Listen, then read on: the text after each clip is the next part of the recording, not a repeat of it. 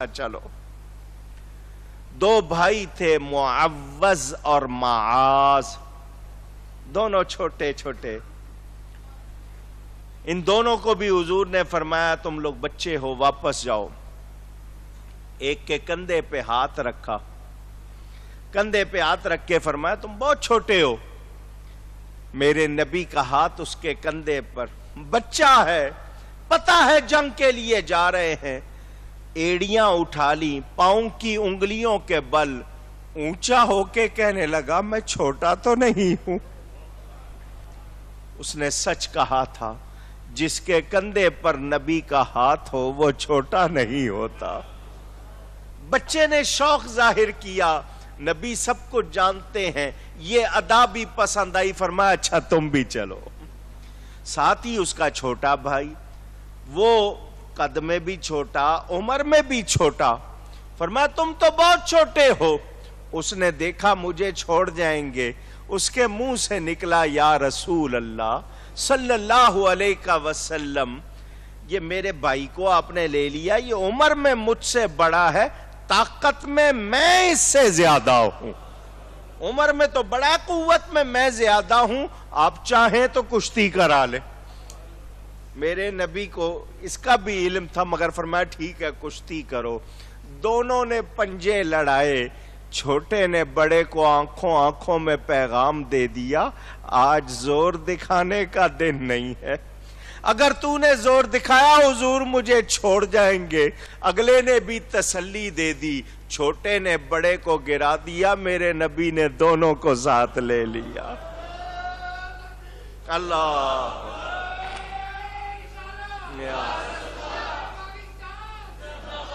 सलाम उन कमसिन सहाबियों को और सलाम उनकी मां को जिसकी तरबियत ऐसी है।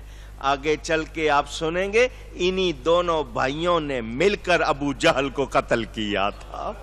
यही दो बच्चे जो कुश्ती कर रहे थे, आप इंशाअल्लाह सुनेंगे।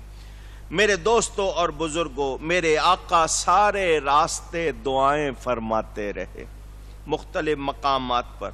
ए अल्लाह, ये प्यादे हैं, पैदल हैं, इनको सवारियां दे। ये बरहना है, इनको कपड़े दे। ये फाके से हैं, इनको ग़िज़ाएं दे। ये मुफलिस हैं, इनको गनी कर दे। काफले की खबरदारी के लिए जासूस फिर रहे थे। उधर अबू सुफियान को भी हर लम्हे का धड़का। वो पहुंच चुका था मक्का के करीब, अबू जहल अड़ा रहा। हुजूर सल्लल्लाहु अलैहि वसल्लम ने सहाबा से फरमाया जिस जिसका रोज़ा है वो छोड़ दे, रोज़ा ना रखो। सफ़र करना है, जिहाद करना है, रोज़ा ना रखो। हुजूर सल्लल्लाहु अलैहि वसल्लम ने मजलिसे मुशावरत, एडवाइजरी काउंसिल बनाई। मुहाजिरीन अंसार सबको जमा किया, मशवरा किया। शेखैन हजरत अबू बकर, हजरत उमर ने बड़ी बड़ी प्यारी ईमान अफरोज बातें की। मिक़दाद बिन उमर उठे और कहा जिधर अल्लाह ने हुक्म दिया है उधर चलिए। हम वो जवाब नहीं देंगे जो बनी इसराइल ने मूसा अलैहिस्सलाम को दिया था कि इज़हब अंत व रब्बुका फ़क़ातिला इन्ना हाहुना क़ाइदून, कि जाओ तुम और तुम्हारा रब लड़ो, हम तो घरों में बैठे हैं मज़े से, हम हरगिज़ आपका साथ नहीं छोड़ेंगे। हुजूर सल्लल्लाहु अलैहि वसल्लम फरमा रहे थे अशीरू अलैया अय्युहन्नास, मुझे मशवरा दो। ये तालीम है। क्या है? उम्मत के लिए तालीम। हजरत साद बिन मुआज उठे, कहने लगे हुजूर हमने आपके हर फरमान पर अगर मगर बिला चूनो चरा, इसके बगैर अमल का वादा किया है। आप हमें समंदर में ले जाएंगे, हम जाएंगे। हमें उम्मीद है अल्लाह आपको हमसे वो कारनामे दिखाएगा जिससे आपकी आंखें ठंडी हो जाएंगी। साहबा का जोश, जान सारी, वफादारी। हुजूर सल्लल्लाहु अलैहि वसल्लम ने फरमाया रवाना हो जाओ, अल्लाह ने हमारे गलबे का, फतह का वादा फरमा लिया है। मैं कत्ल गाहें देख रहा हूं उनकी जो कत्ल होंगे। ये लश्कर सारी दुनिया से अनोखा था, निराला था। یہ لشکر ساری دنیا سے انوکھا تھا، نرالا تھا، کہ اس لشکر کا افسر ایک کالی کملی والا تھا۔ اللہ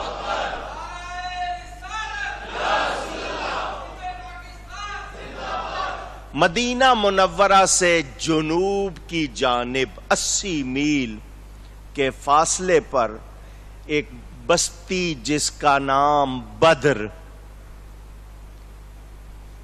یہ بدر پورے چاند کو کہتے ہیں عربی میں، بدر جب چاند پورا ہو جائے اس کو بدر کہتے ہیں، تو وہ گول ہوتا ہے، تو ایک کنویں کی وجہ سے لوگ کہتے ہیں اس کا نام بدر، کچھ کہتے ہیں ایک شخص تھا وہاں جس کا نام بدر، اس کی وجہ سے اس بستی کو، اس علاقے کو بدر کہتے تھے۔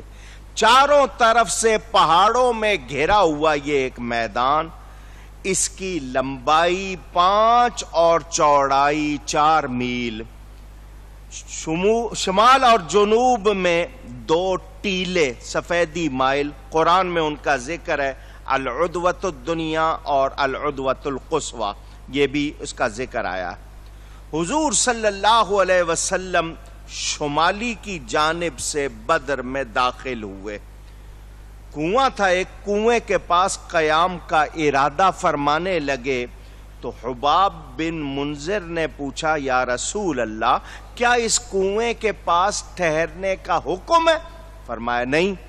تو انہوں نے کہا کہ جنگ ایک چال ہوتی ہے، جنگ ایک چال ہوتی ہے، یہاں سے آگے چلیے، ایسی جگہ ٹھہریے کہ سارے کنویں ہمارے پیچھے ہو جائیں، سارے کنویں ہمارے پیچھے ہو جائیں، اور ہم ان سارے کنووں کو بند کر دیں، صرف ایک کنواں رہے، حوض بنا کر ہم پانی جمع کر لیں گے اور پئیں گے، اس طرح دشمن کو پانی نہیں ملے گا۔ فرمایا اگر تمہاری یہی رائے ہے تو ایسا کر لو، تمہاری یہی رائے ہے تو تم اپنی یہ چال پوری کر لو۔ میرے آقا اٹھے اور میدان کا دورہ کیا، میدان کا دورہ کیا۔ حضور صلی اللہ علیہ وسلم کے ہاتھ میں چھڑی تھی، لکڑی لاٹھی، نشان لگا دیے، فرمایا میرے صحابیوں کل ابو جہل کی لاش یہاں ہوگی، عتبہ کی یہاں ہوگی، شیبہ کی وہاں، حضور نے اونچی، اگر تھوڑا سا زور لگا کے کہہ دیں یاد رہے گا، اب بھولیں گے نہیں اب انشاءاللہ۔ کیوں نشان لگائے، کیوں بتایا؟ آنے والوں نبی کے علم پر شبہ نہ کرنا، نبی کو اپنے جیسا نہ کہنا۔ قرآن کہتا ہے ماذا تکسب غدا، کل کون کیا کرے گا اللہ کے سوا کوئی نہیں جانتا۔ بِأَيِّ أَرْضٍ تَمُوتُ، کون کہاں مرے گا اللہ کے سوا کوئی نہیں جانتا۔ نبی بتا رہے، نبی اونچی، تو نبی کا بتانا اللہ کی طرف سے ہے، نبی خود سے جانتے نہیں، اللہ کے بتانے سے جانتے ہیں۔ تو نبی کو بے علم کہنے والا مسلمان ہو سکتا ہے؟ نشان لگا دیے۔ کفار نے خشک جگہ پسند کی، خشک، جو زمین خشک تھی کفار نے وہ پسند کی، ریتلا حصہ مسلمانوں کے پاس آ گیا۔ ادھر ابو جہل کو خبر پہنچ گئی کہ نبی نے میدان کا دورہ کیا ہے اور نشان لگا دیے، اس کی تو تھوک گلے سے نیچے نہ اترے، رنگ پیلا پڑ گیا، حالت بری۔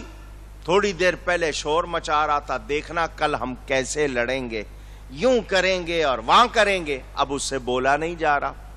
ساتھیوں نے پوچھا کیا ہو گیا؟ کہنے لگا اوہو یار ایک بات یاد آ گئی، مجھے مکے میں ایک کام بڑا ضروری پڑ گیا، الحمدللہ بڑا ضروری کام یاد آ گیا۔ انہوں نے کہا کام یاد آ گیا یا کچھ اور بات ہے؟ ابھی تھوڑی دیر پہلے تو چیخ رہا تھا یوں لڑیں گے اور وہاں لڑیں گے، اب تجھے کام کون سا یاد آ گیا ہے؟ تیرا رنگ اڑا ہوا ہے، بات کچھ اور ہے۔ وہ جو ایک دو خالص قریبی لوگ تھے نا وہ لے گئے ایک طرف، ہمیں تو بتا دے، ہم دیکھ رہے ہیں تیرا رنگ پیلا پڑا ہوا ہے، بات کیا ہے؟ ابو جہل دشمن کا بیان سنو۔ حضور نے اس کو اس امت کا فرعون کہا، وہ ابو جہل جس کا نام عمر بن ہشام تھا، وہ ابو جہل کہتا ہے مجھے پتا چلا ہے کہ نبی نے اس میدان کا دورہ کیا ہے اور نشان لگا دیے ہے کہ کون کہاں مرے گا، کس کی لاش کہاں ہوگی، اور ساتھیو تم اچھی طرح جانتے ہو ہوتا وہی ہے جو یہ نبی کہتا ہے۔ اللہ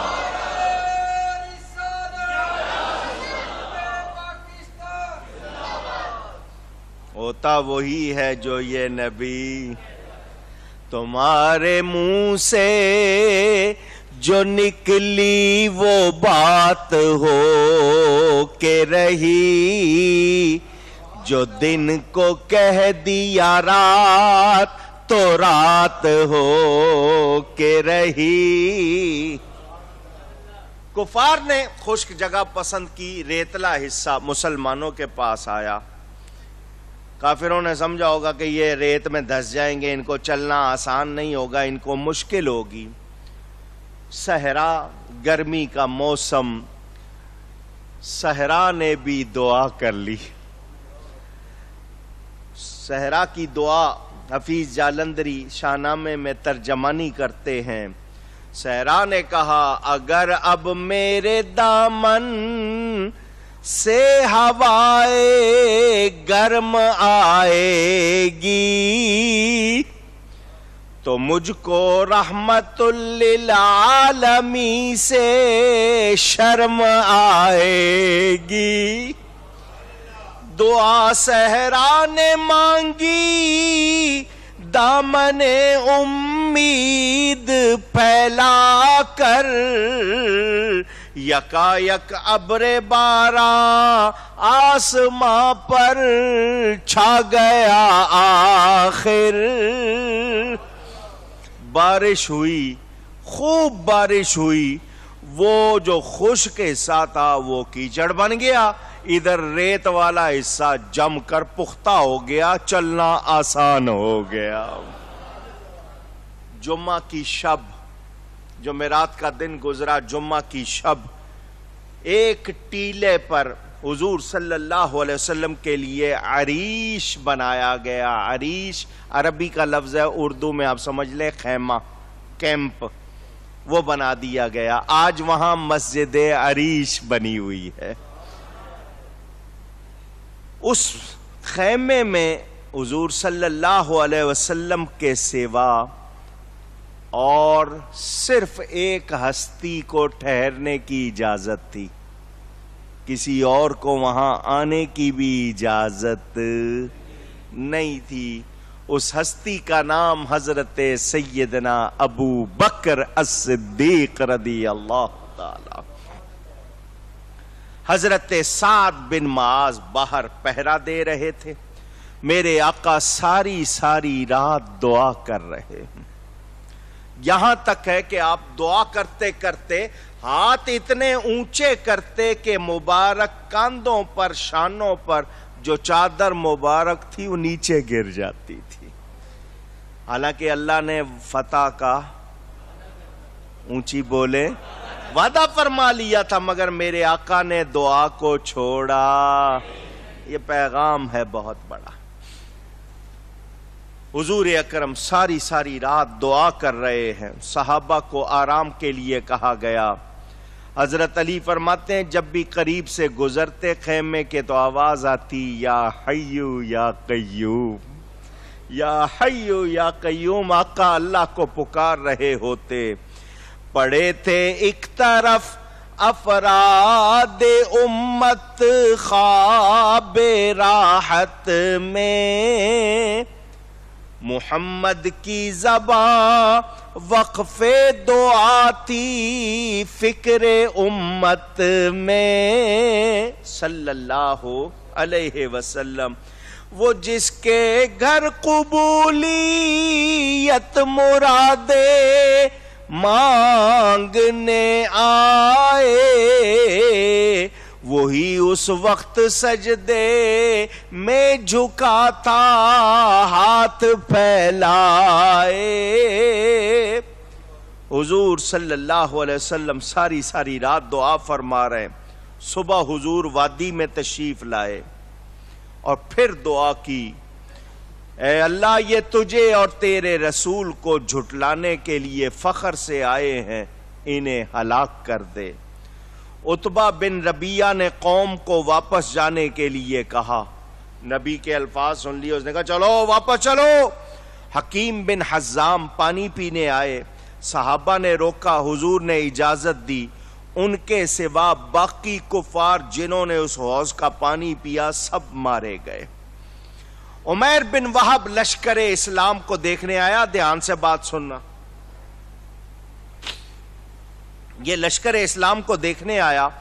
جب واپس گیا لوگوں نے کہا سنا, کہنے لگا ان لوگوں کے پاس بچاؤ کا سامان نہیں ہے, مگر یہ لوگ واپس جانے کے ارادے سے نہیں آئے ہیں. یہ جو جوش اور جذبہ رکھتے ہیں وہ ہم میں سے کسی کے پاس نہیں. یوں لگتا ہے ہم سارے مارے جائیں گے, یہ سب یوں ہی باقی رہیں گے. مسلمان کا جذبہ جہاد. میرے دوستوں اور بزرگوں, ابو سلمہ نامی شخص بھی دیکھنے آیا اور جا کر بیان دیا, یہ قوم اسلحہ و سامان کے انبار سے خالی لیکن جان کی بازی لگانے والے ہیں.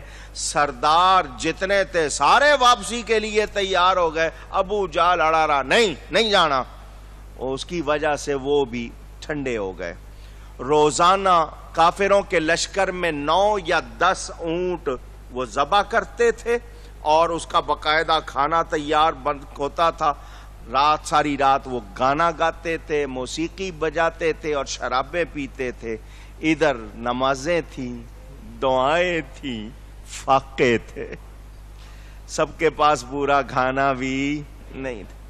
یہ لشکر ساری دنیا سے انوکھا تھا, نرالا تھا کہ اس لشکر کا افسر ایک سادی کالی کملی والا تھا. سنیں دعا ہو رہی ہے, اللہم انی انشدک عہدک و وعدک اللہم ان شئت لم تعبد بعد اليوم ابدا. یہ میرے آقا کریم کی دعا, یا اللہ اگر تو نے اپنا وعدہ پورا نہ کیا, ان کو فتح نہیں دی, تو ان کے بعد تیری عبادت کرنے والا کوئی نہیں رہے گا. یہ میرے آقا کا فرمان, ہم میں سے کوئی سوچ بھی نہیں سکتا. یا اللہ یہ اگر آج نہ بچے تیری عبادت کرنے والا کوئی نہیں رہے. یہ جو خیمہ بنایا گیا تھا حضور کے لیے, اس کی تجویز دی تھی سعد بن معاذ نے. ذرا ایک اور صحابی کی جانثاری سنو, صحابہ کے جذبات سنو, محبت دیکھو نبی سے کیسی تھی. کہ جی یہ کیمپ بناتے ہیں, فتح ہو گئی تو ہمارا مدعا پورا ہو گیا, جو ہم چاہتے ہیں وہ ہوگا. اگر کوئی خطرے کی صورت ہوئی تو حضور یہاں سے سواری پر بیٹھ کر مدینے چلے جائیں, وہاں ابھی بھی بہت سے غلام موجود ہیں, ہاں وہ غلامی کا حق ادا کریں گے, یہاں ہم سب آپ پر اپنی جان قربان کریں گے. آقا کو کوئی تکلیف نہیں ہونے. یہ ہے محبت کا جذبہ. فرشتے مدد کو آئے, سورہ انفال میں پڑھیں آپ, اس کے علاوہ بیان. میرے آقا نے صف بندی کروائی. 17 رمضان المبارک, بدر کا میدان, آقا نے صف بندی کروائی. سواد بن غزیح یا غزی تھوڑا سا آگے نکل کے کھڑے ہوئے تھے.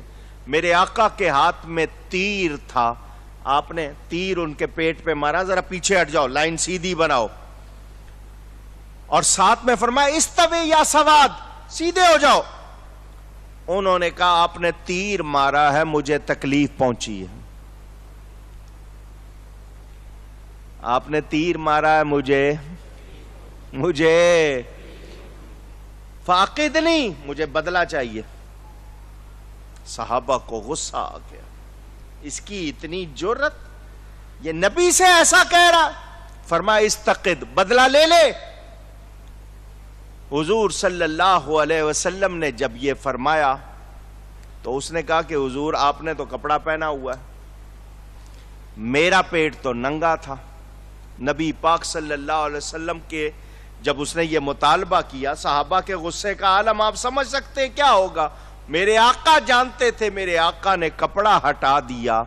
فَآتَنَقَهُ فَقَبَّلَ بَطْنَهُ, وہ صحابی آگے بڑھے, میرے نبی سے لپٹ کر بے تحاشا چومنے لگ گئے. فرمایا تو نے ایسا کیوں کیا؟ انہوں نے کہا حضور دنیا سے جا رہا ہوں, چاہا کہ آپ سے اپنا جسم لگا کے جاؤں تاکہ مجھے جہنم کی آگ نہ جلائے. یہ بھی محبت کا ایک انداز. نہ کسی کو بیوی کی یاد تھی, نہ وطن کی, نہ بچوں کی, نہ گھر کی. عوف بن حارث حضور صلی اللہ علیہ وسلم کے پاس آئے, عرض کی مجھے بتائیے اللہ بندے کی کس بات سے خوش ہوتا ہے؟ فرمایا دشمن کے حلقے میں ننگے سر ہاتھ گھسیڑ دینا.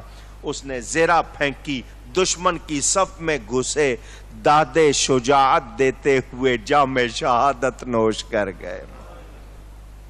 ویسے اپنے آپ کو موت کے منہ میں ڈالنا نہیں, جنگ کے میدان کی بات, اور کیونکہ وہاں آپ اللہ کے لیے کرتے ہیں. یہاں کوئی چھلانگ لگائے یا کرتب دکھانا چاہے تو اس کے لیے کوئی ایسی بات نہیں سمجھ لینا. حافظ ابن کثیر نے ایک بات لکھی ہے, یہ اس لیے سنا رہا ہوں میرے نوجوان ساتھی جو آج کل ٹی وی اور ادھر ادھر سے سن کے ذرا تھوڑے سے شک میں پڑ جاتے ہیں, سن لیں. یہ حافظ ابن کثیر حوالہ بھی انہی کا ہے, اپنا نہیں دے رہا ہوں. بزاز کے حوالے سے انہوں نے لکھا ہے کہ حضرت علی اپنے عہد خلافت میں, دور خلافت میں خطبہ دے رہے تھے, تو خطبہ دیتے ہوئے لوگوں سے پوچھا یا ایھا الناس من اشجع الناس, اے لوگوں مجھے بتاؤ لوگوں میں سب سے زیادہ بہادر کون ہے؟ سب نے کہا اے علی آپ. حضرت علی نے فرمایا نہیں, میں لوگوں میں سب سے زیادہ بہادر نہیں ہوں. کہا پھر کون ہے؟ فرمایا ابو بکر. کون فرما رہے ہیں؟ حضرت علی. لوگوں نے کہا کیوں؟ فرمایا بدر کا میدان تھا, نبی کے لیے خیمہ لگا ہوا تھا, جب اعلان ہوا کہ کون نبی کا ساتھ دے گا تاکہ کوئی مشرک حملے کی جرت نہ کر سکے, سوائے ابو بکر کے کوئی نہیں اٹھا تھا. میں تو اس وقت بچہ تھا, خدمت کی ہے تو انہوں نے کی ہے. سن رہے ہیں آپ بات؟ میرے دوستوں اور بزرگوں, حضور صلی اللہ علیہ وسلم نے خطبہ ارشاد فرمایا, اللہ کی رضا جوئی, سچائی, دین حق کی پروری کی. آپ نے جو بھی دین حق کی پیروی کی اور مسلمانوں کو استقامت کی تلقین کی, اللہ کا وعدہ یاد دلایا. فرمایا اللہ سے رشتہ مضبوط کرو. پھر عریش میں آئے, پھر دعا کی اللہم انک ان تہلک ھذہ العصابہ لا تعبد بعدھا فی الارض, یا اللہ مدد کا وعدہ پورا کر, میں مدد کا طلبگار ہوں, اگر یہ نہ رہے تو پھر تیری زمین پر عبادت نہیں ہوگی. اسی اثنا میں نبی پاک نے اونگ فرمائی, بیدار ہو کے فرمایا ابو بکر یہ جبریل آئے ہیں, گھوڑے کی لگام پکڑے ہوئے, یہ فتح کی خوشخبری دے رہے ہیں. مسلمانوں کی کم تعداد دیکھ کر کافر ان کے فخر میں اضافہ ہو گیا کہ ہم تو 1000 ہیں, یہ تو صرف 300 ہیں. وہ بکواس کرنے لگے کہ ہم محمد صلی اللہ علیہ وسلم اور ان کے اصحاب کو تتر بتر کر دیں گے, انہیں قتل کیا کرنا ہے, ویسے ہی پکڑتے جاؤ, رسیوں سے باندھ دو. حضور صلی اللہ علیہ وسلم اس وقت بھی دعا فرما رہے تھے. ان کا بھروسہ تھا تو تعداد پر تھا کافروں کا, تیر و تلوار پر تھا. ادھر مسلمانوں کا کیا حال تھا؟ نہ تیغ و تیر پر تیغ تلوار کو کہتے ہیں، تیر آپ جانتے ہیں، نہ تیغ و تیر پر تکیا، نہ خنجر پر نہ بھالے پر، بھروسہ تھا تو ایک سادی سی کالی کملی والے پر۔ اسود بن عبد الاسد مخزومی نے جنگ کی ابتدا کر دی۔ یہ بڑا بری عادتوں والا خبیث تھا، خبیث گندے کو کہتے ہیں۔ اس نے اعلان کیا کہ وہ مسلمانوں کے حوض سے پانی پیے گا اور اسے حوض کو توڑ دے گا۔ حضرت حمزہ حضور کے چچا سید الشہداء اس پر جھپٹے اور اس کی پنڈلی کاٹ دی۔ وہ چاہتا تھا اسی حالت میں اپنے آپ کو گھسیٹ کر حوض میں لے جائے تاکہ اس کے خون سے سارے حوض کا پانی گندا ہو جائے۔ حضرت حمزہ نے دوسرا وار کیا، اس کا کام تمام کر دیا اور اس کی سازش پوری نہیں ہونے دی۔ اسود کو یوں دو ٹکڑے ہوتا دیکھ کر عتبہ بن ربیعہ جوش میں آیا۔ اس نے اپنے بھائی شیبہ کو بلایا، اپنے بیٹے ولید کو بائیں طرف سے، یہ صفوں کے درمیان آ کے کھڑے ہو گئے اور دعوت جنگ دینے لگے۔ آؤ، کون ہے تمہاں ہمارے مقابلے پر آنے والا؟ اوف و معاذ ابنان حارث اور افرا شیروں کی طرح سامنے آئے۔ انہوں نے پوچھا کون ہو تم؟ ان بچوں نے، نوجوانوں نے کہا ہم انصاری ہیں۔ اس نے کہا ہمیں تمہاری ضرورت نہیں۔ کافروں نے کہا ہمارے چچا زاد ہمارے سامنے آئے۔ حضور نے فرمایا قم یا عبیدہ، قم یا علی، قم یا حمزہ۔ عتبہ کو حضور نے، حضرت علی کو، حضرت حمزہ اور حضرت عبیدہ کو اٹھنے کا حکم دیا۔ یہ تلواریں لے کے اٹھے۔ عتبہ کو عبیدہ نے، شیبہ کو حضرت حمزہ نے، ولید کو حضرت علی نے للکارا۔ حضرت حمزہ اور علی نے تو اپنے دشمنوں کا کام فوراً تمام کر دیا۔ ادھر عبیدہ اور عتبہ گتھم گتھا تھے۔ عبیدہ کی ٹانگ کٹ گئی۔ حضرت علی اور حمزہ آگے بڑھے اور عتبہ کو کاٹ دیا۔ اس طرح یہ مسلمانوں کے 3 بہادروں نے کافروں کے 3 سرداروں کی چھٹی کر دی۔ کفار کے ان سرداروں کے قتل سے ابو جہل کو اندازہ ہوا کہ میری قوم کے تو حوصلے کم پڑ جائیں گے، پست ہو جائیں گے۔ اس نے نعرہ لگایا لنا العزا ولا عزا لکم۔ عزا ان کا بت تھا، اس کو کندھے پہ رکھ کے کہنے لگے کہ ہمارے پاس عزا ہے، تمہارا کوئی عزا نہیں۔ صحابہ حضور کے پاس ہے، یہ نعرہ لگا رہا ہے ابو جہل، کیا جواب دینا ہے؟ فرمایا اس کو کہو اللہ مولانا ولا مولا لکم، اللہ ہمارا مددگار ہے، تمہارا کوئی مددگار نہیں ہے۔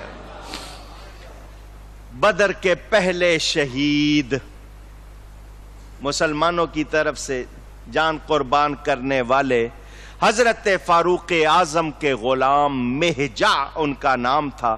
کسی کا تیر ان کو لگ گیا اور یہ شہید ہو گئے۔ دوسرے شہید حارثہ بن سراقہ، یہ پانی لے رہے تھے، کسی نے تاک کر تیر مارا تو یہ بھی شہید ہو گئے۔ اس شہید کے بارے میں ہر سال آپ کو سناتا ہوں، بڑی پیاری بات ہے، سنیں گے یا اس سال رہنے دوں؟ پوچھ رہا ہوں، سارے سنیں گے؟ لو پھر دل کے کانوں سے سنو۔ بات ایسی ہے کہ آپ کا ایمان جھوم اٹھے گا۔ جب حضور صلی اللہ علیہ وسلم مدینہ آئے نا، تو یہ حارثہ کی ماں آئی حضور کے سامنے، میرا بیٹا کہاں ہے؟ میرا، اگر وہ جنت میں ہے تو پھر میں صبر کروں گی، ورنہ میں روؤں گی اور ایسا روؤں گی کہ دنیا دیکھے گی۔ ماں آ کے پوچھ رہی ہے بیٹا شہید ہو گیا، اگر وہ جنت میں ہے تو میں صبر کروں گی، اور اگر وہ جنت میں نہیں ہے تو پھر میں نوحہ کروں گی اور ایسا کروں گی کہ دنیا دیکھے گی۔ کتنی جنتیں ہیں؟ 8۔ صحیح ہے، آپ غلط نہیں کہہ رہے۔ اتنی جنتیں اور چوڑائی آسمانوں اور زمین کے برابر۔ میرے نبی نے یہ نہیں کہا ٹھہر جا میں جبریل سے کہتا ہوں وہ پوچھ کے بس،